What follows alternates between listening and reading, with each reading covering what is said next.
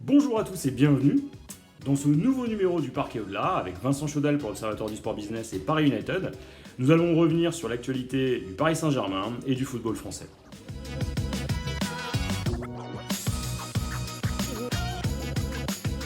Premier sujet qui a retenu notre attention, la 13e victoire en Coupe de France du PSG face à l'AS Saint-Etienne.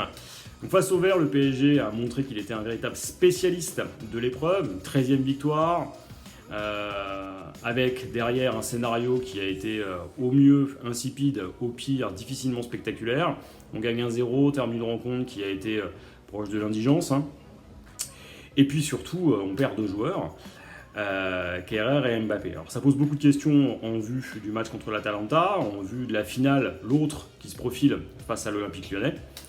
Ce que ça souligne aussi, c'est la faiblesse structurelle du foot français. On a vu un arbitrage qui n'a pas été protecteur, on a vu un engagement qui dépasse de loin ce qu'on peut attendre, et puis surtout on a vu une mise en scène d'une finale qui est normalement celle de la coupe la plus importante du pays, être proche du néant, zéro habillage numérique, une présentation des joueurs réduite à néant, une remise du trophée qui a été au mieux grotesque.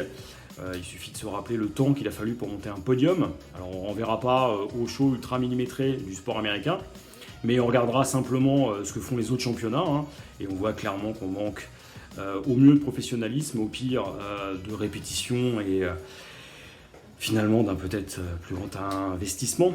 En tout cas, ce que cette victoire amène, c'est d'abord beaucoup de questions. Et puis ce que ça soulève encore une fois, c'est les difficultés du football français à être à la hauteur de sa réputation. Certes, le PSG est un spécialiste de l'épreuve, mais derrière, la suite nous attend. Alors oui, Jean-Baptiste, cette victoire en Coupe de France, c'est une victoire à la Pyrrhus. Elle devrait nous amener à nous poser beaucoup de questions, nous, Français. Parce que si on regarde bien, on a Neymar qui se blesse contre l'OM en 2018. On a Neymar qui se reblesse contre le Strasbourg en 2019. On a là maintenant Mbappé qui se blesse contre Saint-Etienne. Alors, on peut se dire que c'est soit de la malchance, soit un engagement trop important au niveau des joueurs, soit un problème d'arbitrage. En tout cas, ce qui est sûr, c'est que des joueurs comme Cristiano Ronaldo, comme Messi ou comme Ronaldinho ont été des grands ou sont encore des grands manieurs de ballon. Ils ont aussi chambré balle au pied, ils ont aussi pris de vitesse, ils ont aussi tout cela, tout ce que font Mbappé et Neymar. Et en revanche, ils n'ont rarement ou pas été blessés de la sorte.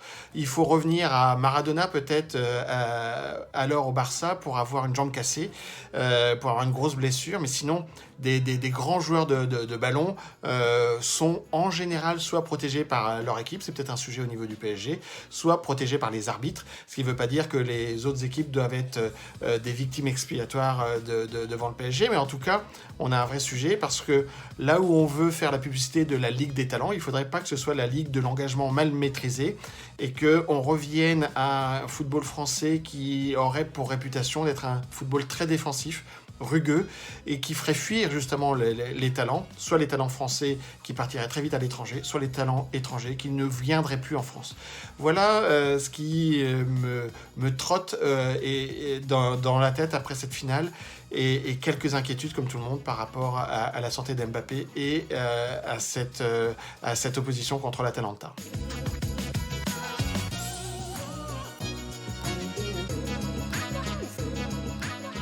L'autre sujet de la semaine, c'est évidemment la finale de la Coupe de la Ligue ce vendredi qui va opposer le PSG et l'Olympique Lyonnais. Alors pour le PSG, ça serait une 9e Coupe de la Ligue, ça serait surtout la dernière Coupe de la Ligue remise en France, mais c'est surtout un intérêt de préservation de son effectif en vue de l'Atalanta. Il ne faut surtout pas que d'autres joueurs se blessent. Il faut aussi trouver le bon équilibre avec un PSG sans Di Maria ou sans Mbappé. Mbappé est incertain pour l'Atalanta, Di Maria sera forcément suspendu. Donc voilà l'enjeu pour les Parisiens. Pour les Lyonnais, c'est un enjeu sportif et économique. Sportif parce que c'est probablement la meilleure chance des Lyonnais d'aller accrocher une Coupe d'Europe pour la saison à venir.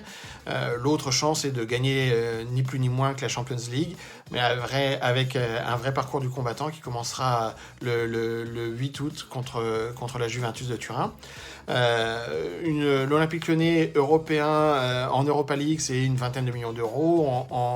En Champions League, c'est une 40aine de millions d'euros. Pas de Coupe d'Europe du tout. C'est donc un manque à gagner assez important. Et c'est surtout un mercato agité parce que ça sera difficile de garder les meilleurs talents des Aouar, des Memphis Depay, par exemple, qui auront probablement des envies d'ailleurs sans Coupe d'Europe. Et puis un autre intéressé à ce match-là, ça sera le Stade de Reims. Le Stade de Reims qui pourrait marquer son grand retour en Europe si le PSG venait à l'emporter et bénéficierait donc de cette victoire, comme l'OGC Nice bénéficie de la victoire en Coupe de France des Parisiens. Voilà tout ce qui va nous animer ce vendredi et regarder ce match avec grande attention. La finale de la Coupe de la Ligue qui se profile contre l'Olympique Lyonnais va être un nouveau défi, une nouvelle préparation en vue de la Ligue des Champions. C'est surtout l'occasion d'aller glaner un nouveau trophée, comme le disait justement Vincent. Après, on peut se demander si ça vaut vraiment le coup. Est-ce qu'il faut préserver nos joueurs? Est-ce qu'il faut risquer une blessure de Neymar avec la perspective d'une équipe extrêmement diminuée face à l'Atalanta Bergame dans une compétition autrement plus relevée, plus attendue et plus méritoire, c'est-à-dire la Ligue des Champions? C'est une vraie question. Alors effectivement, tout le monde a envie de glaner un nouveau titre, mais qu'est-ce qu'une Coupe de la Ligue? J'ai envie de dire, qui est-ce que ça intéresse? Notamment mis en perspective avec une trajectoire historique en Ligue des Champions, l'année des 50 ans du club. Bon, c'est autant de choses qu'il faut avoir en tête. Est-ce qu'il faut exposer Neymar là où on a déjà perdu Mbappé? C'est une vraie question. Alors effectivement, pour Thomas Tuchel, lui, malheureusement, il n'a pas le choix. On a vu que dans son palmarès, tout trophée est bon à prendre et que sa feuille de route est claire, tout gagner, et si possible aller le plus loin possible en Ligue des Champions. Donc malheureusement on a déjà une clé. Si le niveau d'agressivité de l'Olympique Lyonnais sera forcément différent de l'agressivité tactique de l'AS Saint-Etienne, donc on a vu le résultat, il faut bien se dire que le PSG va jouer quand même sa carte parce qu'il y a un trophée.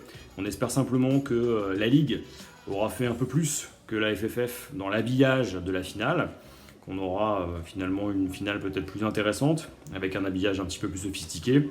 Et puis pour ce deuxième match professionnel officiel du championnat de France, en tout cas dans le cadre finalement du football professionnel français, donc avec des équipes du championnat de France, on espère qu'on aura quelque chose de beaucoup plus attractif. En attendant d'aller glaner donc un nouveau titre et de se préparer pour la Ligue des Champions, on va vous souhaiter une excellente semaine. On vous invite à vous abonner, à nous relayer sur les réseaux sociaux, donc retweetez-nous, à nous suivre, à nous poser des questions. Et puis bientôt, on vous fera gagner ce superbe livre qui est juste derrière moi, dès la prochaine émission, avec Vincent de l'Observatoire du Sport Business et Paris United. Nous aurons le plaisir de vous offrir ce livre, qu'on a pris encore plus de plaisir à écrire avec Clément Pernia et avec Mousse, pour fêter les 50 ans du seul club qui existe, parce qu'on n'oublie jamais qu'ici, c'est Paris.